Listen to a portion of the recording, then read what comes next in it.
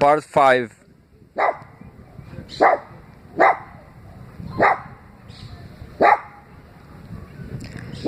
Chapter 13. The Cerebral Savage, on the work of Claude Lévi-Strauss.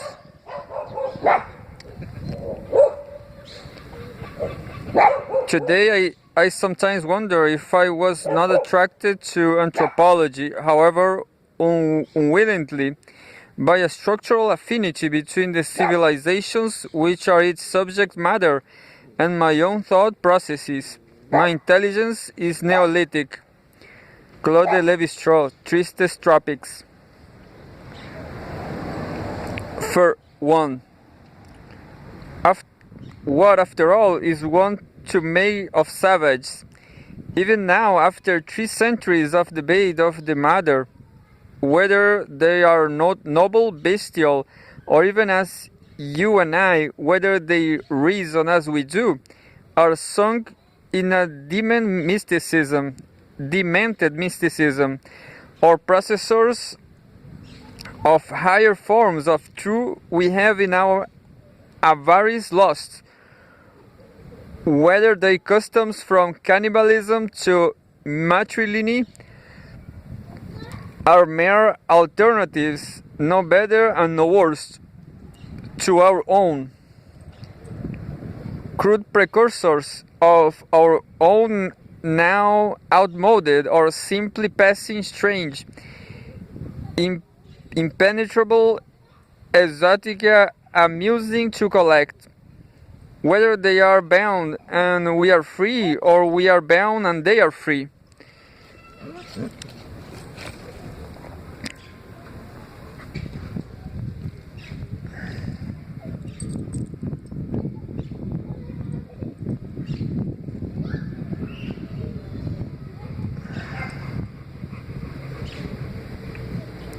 After all this, we still don't know. For the anthropologist, whose profession it is to study other cultures, the puzzle is always with him. His personal relationship to his object of study is perhaps, more than for many other scientists, inevitably problematic. Know what he thinks a savage is, and you have the key to his work. You know what he thinks he himself is, and knowing what he thinks he himself is, you know in general what sort of things he is going to say about whatever tribe he happens to be studying. All ethnography is part philosophy, and a good deal of the rest is confession. In the case of Claude Lévi-Strauss, professor of social anthropology in the College de France, and the center right now of a degree of general attention, which men who spend their lives studying far off peoples do not usually get, sorting out the spiritual elements from the descriptive is particularly difficult. On the one hand, no anthropologist has been more insistent on the fact that the practice of his profession has consisted of a personal quest, driven by a personal vision, and directed toward a personal salvation. I owe myself to mankind just as much as to knowledge, history, politics, the social and economic universe, the physical world, even the sky, all surround me in concentric circles, and I can only escape from those circles in doubt if I concede to each of them some part of my being. Like the plebe which marks the surface of the wave with circles as it passes through it, I must throw myself into the water if I am to plumb the depths. On the other hand, no anthropologist has made greater claims for the ethnology as a positive science. The ultimate goal of the human science is not to constitute man, but to dissolve him. The critical importance of ethnology is that it represents the first step in a progress which includes authors. Ethnographic analysis tries to arrive at invariance beyond the empirical diversity of societies. This initial enterprise opens the way for others, which are incumbent on the natural sciences, their integration of culture into nature and generally of life into the whole of its physico-chemical conditions. One can understand, therefore, why I find in ethnology the principle of research.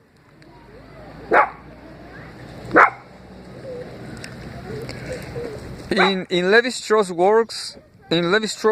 work, the two phases of anthropology as a way of going at the world and as a method for uncovering lawful relations among empirical facts are turned in toward one another so as to force a direct confrontation between them rather than, as is more common among ethnologists, out away from one another, so as to avoid such a confrontation and the inward stresses which go with it.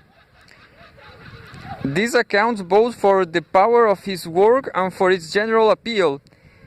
It writes with boldness and kind of reckless candor, but it also accounts for the more intraprofessional suspicion that what is presented in high science may really be an indigenous and somewhat roundabout attempt to defend a metaphysical position, advance an ideological argument, and serve a moral cause. There is perhaps nothing so terribly wrong about this, but as with Marx, it is well to keep it in mind, lest an attitude toward life be taken for a simple description of it. Every man has a right to create his own savage for his own purposes. Perhaps every man does, but to demonstrate that such a constructed savage corresponds to Australian Aborigines, African tribesmen, or Brazilian Indians is another matter altogether.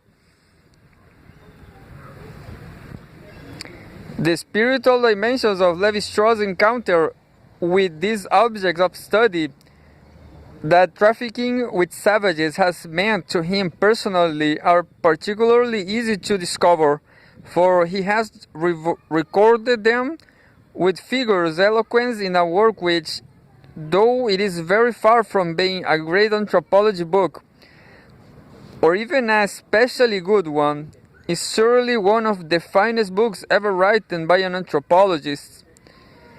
Tristes Tropics, its design is in the form of the standard legend of the heroic quest, precipitate departure from ancestral shores, ground familiar, stultifying, and in some uncertain way menacing, a philosophy post at a provincial lycée in the Lebrun's France. The journey into another, darker world, a magical realm, full of surprises, tests, and revelations. The Brazil jungles of the Cuduveo, Bororo, Nambiquara, and Tupi Kauai, and the return the resigned and exhausted to ordinary existence. Farewell to savages, then. Farewell to journeying.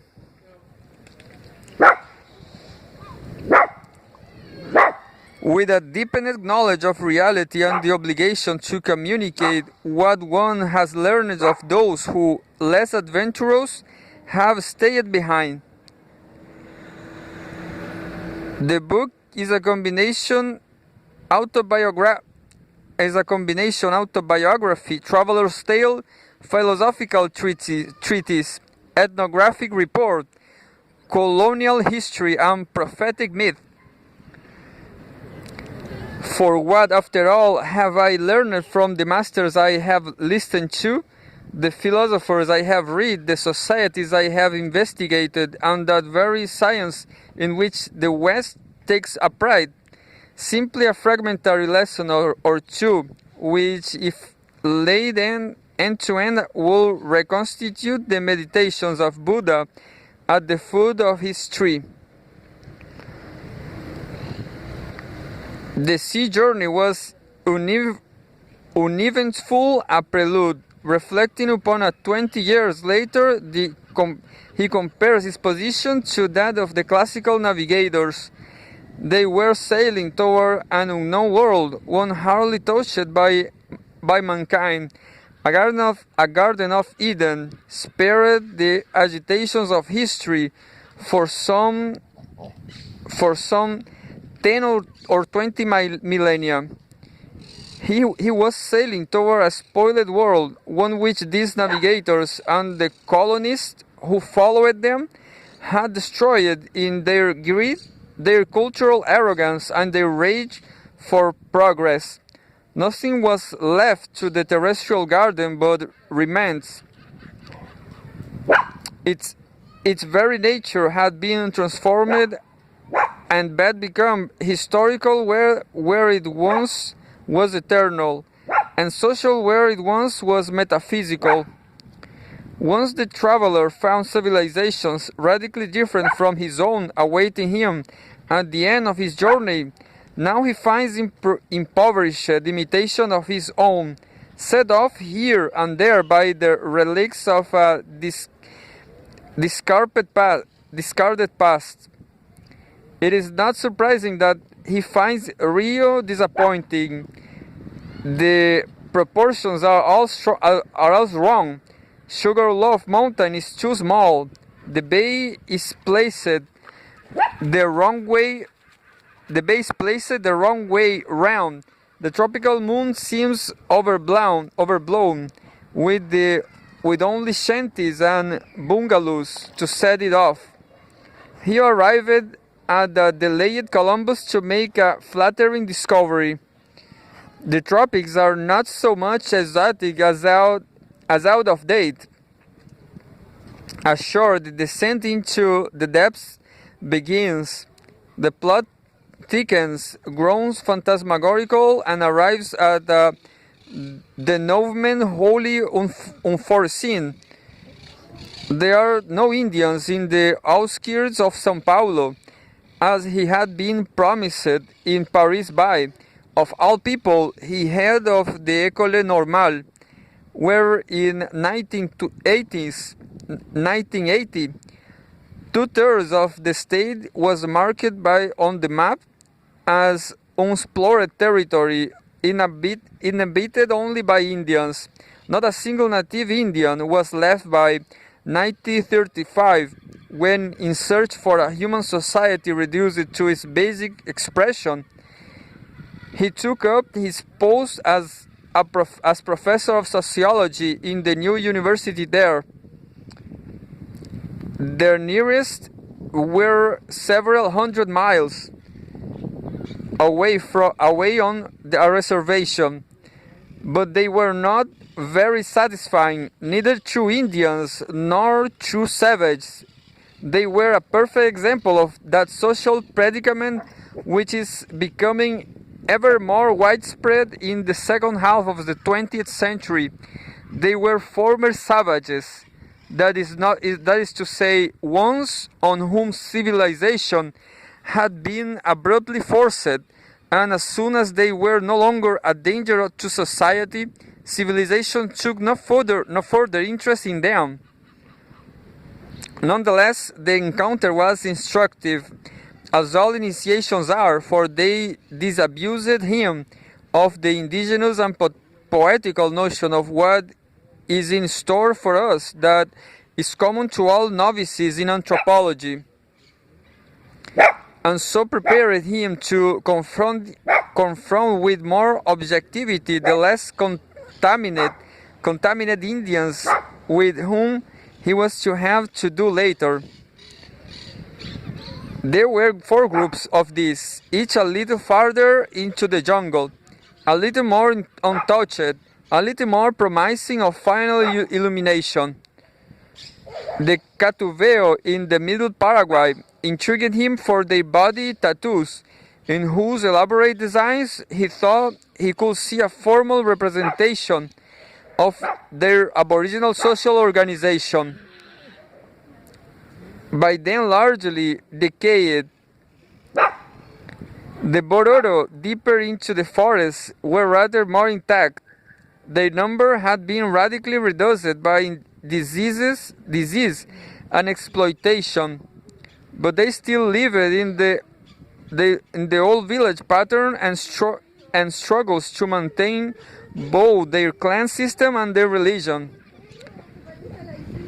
Deeper yet, the childlike Nambikwara were so simple that he could find in their political organization, as a matter of small, constantly reforming nomadic bands led by temporary chiefs, support for Rousseau's theories of the social contract, and finally, near the Bolivian border, in Crusoe country, Gnosis appeared at last at hand in the form of the Tupi Kawahib, who were not only uncontaminated, but the seventh dreams unstudied. Nothing is more exciting for an anthropologist than a prospect of being the first white man to prepare a native community, to penetrate a native community. In my journey, I was to relive the experience of the travelers of old. At the same time, I should be faced with that moment so crucial to modern thought, at which a community which has thought itself complete, perfected, and self-sufficient is made to realize that is nothing of the kind. The counter-revelation, in short, the fact that it is not alone in the world, that it is but part of a vast human ensemble, and that to know itself is most fierce look at the unrecognizable image of itself in that mirror of which one long-forgotten splinter has about to give out, for myself alone, in its fierce and last reflection. With such great expectations, it came them as a distinct disappointment, rather than providing a purified vision of primitivity. These ultimate savages proved intellectually inaccessible, beyond his grasp. He quite literally could not communicate with them. I had wanted to pursue the primitive to its furthest point. Surely my wish was being gratified by these delightful people whom no white man had seen before me, and none will ever see again. My journey had been entrailing, and at the end of it I had come up my savages. But alas, they were all too savage. There they were, all ready to teach me their customs and beliefs, and I knew nothing of their language. They were as close to me as an image seen in a looking glass. I could touch but not understand them. I had at the same time my reward and my punishment, for did not my mistake and that of my profession lie in the belief that men are not always men, that some are more deserving of our interest and our attention because there is something astonishing to us in their manners. No sooner are such people known or guessed that, then their trung- trung-